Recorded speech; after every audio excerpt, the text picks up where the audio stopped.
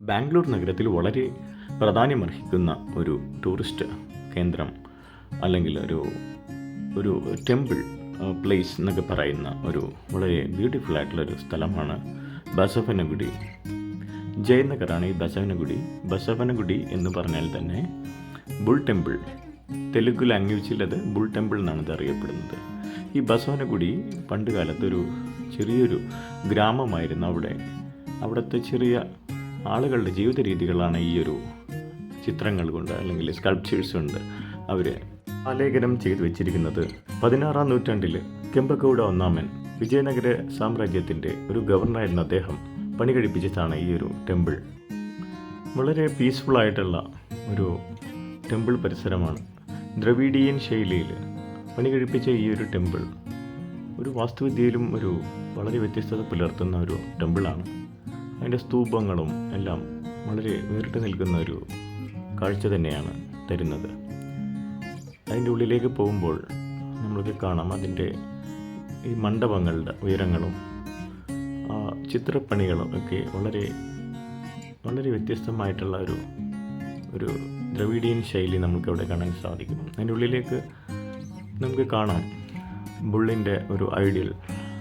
അത് ഏകദേശം 15 അടി ഉയരത്തിലും 20 അടി വീതിയിലുമാണത് നന്ദിയുടെ ആ ഒരു രൂപം അത് ക്രിയേറ്റ് ചെയ്തിരിക്കുന്നത്. ഇതിന് പുറകിലൊരു ഹിസ്റ്ററി ഉണ്ട്. ആക്ച്വലി ഇതിൻ്റെ മണ്ഡപമൊക്കെ കാണാനായിട്ട് സാധിക്കും നമ്മൾക്ക്. വളരെ ബ്യൂട്ടിഫുള്ളായിട്ട് കല്ലിൽ കൊത്തിയ ഒരു മണ്ഡപം ടെമ്പിളാണിത്. ഈ നന്ദിയുടെ ഒരു കഥ ഞാനിത് ഓർക്കുന്നു. ഏകദേശം പണ്ട് കാലത്ത് ഈ ഒരു ബസവനഗുഡി ആകുന്നതിന് മുന്നേ ഇവിടെ ഗ്രൗണ്ട് നട്ട് കൃഷി ആയിരുന്നു. ഇവിടെ ഒത്തിരി ഫാർമേഴ്സ് ഈ ഗ്രൗണ്ട് നട്ട് കൃഷിയായിരുന്നു. ആ സമയത്ത് എപ്പോഴും ഒരു ബുള്ള് വന്നുകൊണ്ട് അവരുടെ ഫീൽഡിൽ എപ്പോഴും അവർ നട്ട ഗ്രൗണ്ട് നട്ട്സ് എല്ലാം നശിപ്പിച്ച് കളയുന്ന ഒരു ടൈമുണ്ടായിരുന്നു. ആ കാലഘട്ടത്തിൽ അവിടെയുള്ളൊരു കുറച്ച് ഫാർമേഴ്സ് അതിനെ ഓടിക്കുവാനായിട്ട് ശ്രമിച്ചു. പെട്ടെന്ന് അത് ഉയരത്തിലേക്ക് ചെറിയൊരു ഹില്ലിലേക്ക് ഓടിക്കയറി അപ്രത്യക്ഷമായി. അവിടെ ചെന്ന് നോക്കിയപ്പോൾ അവിടെ ഒരു ബുള്ളിൻ്റെ ഒരു ശില്പം അത് അവിടെ നിൽക്കുന്നതും പെട്ടെന്ന് വലുതാവുന്നതുമായിട്ടുള്ള ഒരു അനുഭവമാണ് കാണപ്പെട്ടത്. അങ്ങനെ അവർ ലോർഡ് ശിവയോട് പ്രാർത്ഥിച്ചപ്പോൾ അതിനടുത്ത് തന്നെ ഒരു ട്രൈഡൻ്റ്, ചെറിയൊരു തലയിൽ വയ്ക്കുന്നൊരു കവചം, ആ ഒരു കവചം അവരത് ആ ഒരു ബുള്ളിൻ്റെ തലയിൽ സ്ഥാപിച്ചു.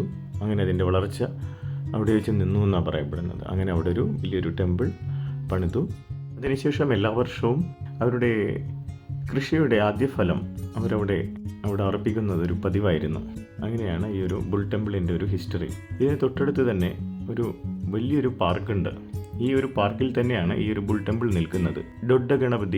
ഡൊഡ മീൻസ് വലുത്, വലിയൊരു ഗണപതിയുടെ ഒരു രൂപം ഏകദേശം 18 അടി ഉയരവും 16 അടി വീതിയിലുമുള്ളത്. ഈ കാണുന്നതാണ് ബ്യൂഗിൾ പാർക്കിൽ തന്നെയാണ് ഈ 3 temples, bull temple, Dodda Ganapathi temple, അതുപോലെ തന്നെ വേറൊരു ടെമ്പിൾ കൂടെയുണ്ട്. ഈ പാർക്കാണെങ്കിലോ വളരെ വിശാലമായിട്ടുള്ള ഒരു മഴക്കാടിനെ സാദൃശ്യവൽക്കരിപ്പിക്കുന്ന തരത്തിലുള്ള വളരെ ബ്യൂട്ടിഫുൾ ആയിട്ടുള്ള ഒരു ഫോറസ്റ്റിലേക്ക് കടന്നു ചെന്നാൽ എങ്ങനെ ഇരിക്കും അതുപോലെയുള്ള ഒരു ഫീലിംഗ് ആയിരുന്നു. ഒരു ഫോറസ്റ്റ് ബെയ്ത്ത് എന്നൊക്കെ പറയാവുന്ന പോലെ. ശരിക്കും ഈ ഒരു നേച്ചർ എന്ന് പറയുന്നത് ഒരു അത്ഭുതം തന്നെയാണ്. ബാംഗ്ലൂർ നഗരം അതിൻ്റെ എല്ലാവിധ തിരക്കുകളിലും ഓടി നടക്കുമ്പോൾ തന്നെ ഇത്രമാത്രം പീസ്ഫുൾ ആയിട്ടുള്ള ഒരു കാട് അല്ലെങ്കിൽ ഒരു നിബിഡ വനത്തിലേക്ക് നമ്മൾ കടന്നു ചെല്ലുന്ന ആ ഒരു ഫീൽ തരുന്ന ഈ ഒരു ഇടം ഏകദേശം വളരെ സെൻട്രലായിട്ട് തന്നെയാണ് കാണപ്പെടുന്നത് ബാംഗ്ലൂരിൻ്റെ. ആ കാണുന്നതാണ് കെമ്പഗൌഡ വാച്ച് ടവർ. അത് ഇരിക്കുന്ന ഒരു പാറയുണ്ടല്ലോ, ഏകദേശം 3000 മില്യൺ വർഷം പഴക്കം തന്നെയുണ്ട് അതിന്. അതുപോലെ അതിനുള്ളിൽ തന്നെ കാണപ്പെടുന്ന ഒരു മണ്ഡപം നിങ്ങൾക്ക് കാണാനായിട്ട് സാധിക്കുന്ന, അതിലേക്ക് നമുക്ക് നോക്കുമ്പോൾ ഒത്തിരി അവിടെയുള്ള സ്വാതന്ത്ര്യ സമര സേനാനികളുടെയും കർണാടകയിൽ വളരെ ഫേമസ് ആയിട്ടുള്ള പോയറ്റ്സ് അങ്ങനെയുള്ള ആളുകളുടെയൊക്കെ ഫോട്ടോസ് ഇംപ്രിൻറ്റ് ചെയ്തിരിക്കുന്നതായിട്ട് കാണാം. ഈ ഒരു പാർക്കിൽ വളരെ ഭംഗിയായിട്ട് തന്നെ ഒത്തിരി സ്കൾപ്ചേഴ്സ്, പ്ലേ ഗ്രൗണ്ട്സ് ഇതെല്ലാം അവരൊരുക്കിയിട്ടുണ്ട്. നടക്കാൻ വരുന്നവർക്കും റിലാക്സ് ചെയ്യാൻ വരുന്നവർക്കൊക്കെ ഒരു സ്ട്രെസ് ഫ്രീ ആയിട്ടുള്ള ഒരു അനുഭവം തന്നെയാണ് ഈ ഒരു ബ്യൂഗിൾ പാർക്ക് തരുന്നത്. എത്ര സ്ട്രെസ്സായിട്ട് വന്നാലും നമ്മളിവിടെ ആ ഒരു നേച്ചറിൽ കൂടി നടന്ന് ആ നേച്ചറിൽ നമുക്ക് കിട്ടുന്ന നമ്മുടെ മനസ്സിലേക്ക് തരുന്ന ഒരു തണുപ്പുണ്ട്. നമ്മൾ വളരെ പീസ്ഫുള്ളായി മാറും.